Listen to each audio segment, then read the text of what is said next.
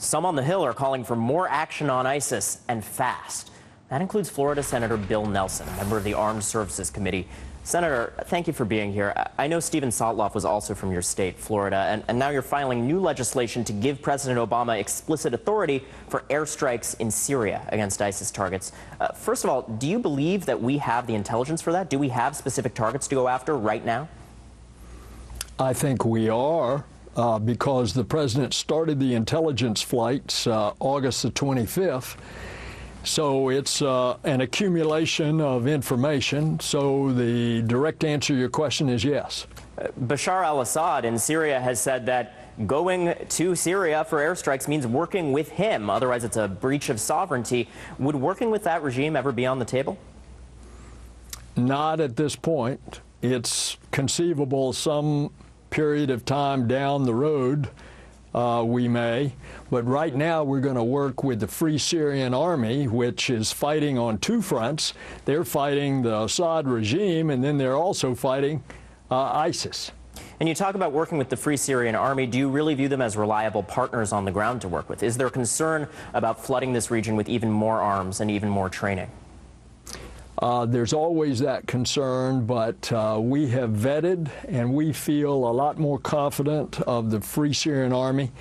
I met with the president of the Free Syrian Coalition recently over in Turkey, and they are coalescing around a group that is moderate that we can work with.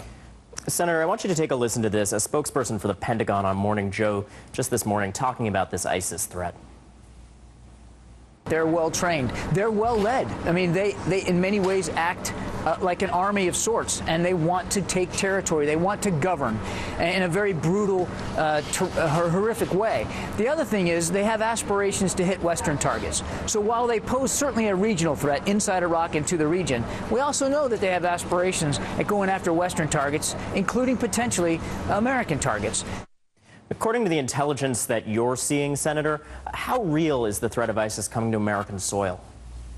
Well, it's real, and you don't have to go to any classified intelligence. It's already been reported that the head of ISIS has said that we're not going to stop until we have the black flag of ISIS hanging over the White House. So their intent is pretty clear. And there are some in your own party, Senator Dianne Feinstein amongst them, that have said the president is acting too cautiously, that have been very critical of this administration. Do you agree with that critique? No, I don't. You are seeing the president move very deliberately, and it's not like he doesn't have anything else on his plate. Look, all the way from Iran and the nuclear program to the Middle East and Gaza, now to Putin in eastern Ukraine, and here we're dealing with the ISIS threat. So the president is measured. He should be measured. He's going to put a coalition together so that we don't have to put the boots on the ground in Syria.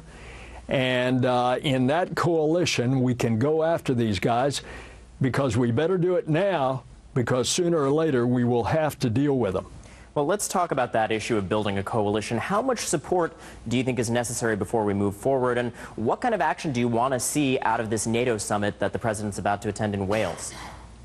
Well, he is having those conversations in Wales. He went to Estonia today to give a very clear, and it was an excellent speech, a very clear message that NATO will stand and support Article 5, supporting any of the members of NATO. I have called, I just returned from Ukraine. I have called for us to help the Ukrainian army.